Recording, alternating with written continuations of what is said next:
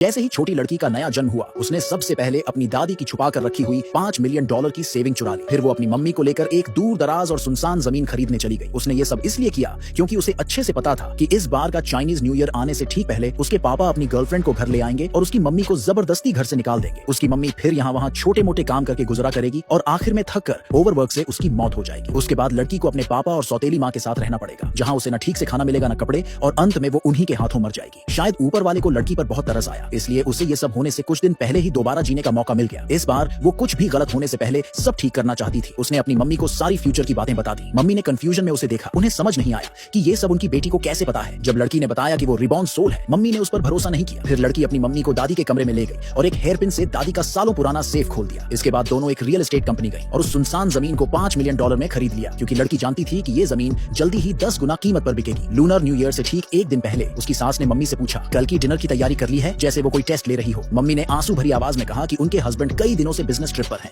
और अभी तक घर नहीं लौटे। उन्हें डर है कि शायद उनका अफेयर चल रहा है, इसलिए उनका मन नहीं है कुछ भी प्रिपेयर करने का। सास ने उसे समझाया कि ज्यादा मत सोचो और जल्दी से खाना बना लो। मम्मी तो चाहती थी कि सास मदद करे, लेकिन सास ने अचानक अपनी कमर में दर्द का बहाना बनाकर कमरे में वापस चली गई। मम्मी को पता था कि सास झूठ बोल रही है, पर उसे लगा कि अभी सच बताने का टाइम नहीं आया है। फिर मम्मी ने सास से थोड़े पैसे मांगे ताकि त्योहार के लिए कुछ सामान खरीदा जा सके। सास ने उसे $200 दिए और बोली, ये मैंने कबाड़ बेच के बचाए हैं, इससे कुछ चीजें खरीद लो। फिर जाने से पहले सास ने मम्मी को थोड़ा रोका और वापस अपने कमरे में चली गई। अब जाकर औरत को अपनी बेटी की बातों पर यकीन हुआ। उसे समझ आ गया कि उसका पूरा परिवार उसे बस एक फ्री की मेड समझता था, वो भी न्यू ईयर की रात को। औरत ने बीमार होने का बहाना बनाकर बाहर से $200 का खाना ऑर्डर करने की बात कही, लेकिन उसकी सास ने कहा कि बाहर का खाना गंदा होता है और उसे खुद ही खाना बनाना चाहिए। औरत ने साफ मना कर दिया और पूछा कि भाभी से क्यों नहीं कहती खाना बनाने को। सास ने कहा कि भाभी की अच्छी जॉब है, सैलरी भी हाई है और उसने पहले बच्चे में ही एक बेटा पैदा किया है, जबकि तू कई साल से शादी में है और अब तक सिर्फ एक बेटी ही हुई है। तुझे तो बस खाना बनाना, कपड़े धोना और घर साफ करना ही आता है। ये सुनकर औरत को साफ समझ आ गया कि उसकी सास ने कभी उसे अपना परिवार नहीं माना। तभी भाभी ने गुस्से में टेबल पर हाथ मारा और खड़ी हो गई। बोली कि अपनी औकात पहचानो और जल्दी से खाना बनाओ। औरत धीरे धीरे भाभी के पास गई और एक शब्द बोले बिना डाइनिंग टेबल को पलट दिया। उसी मोमेंट उसके पति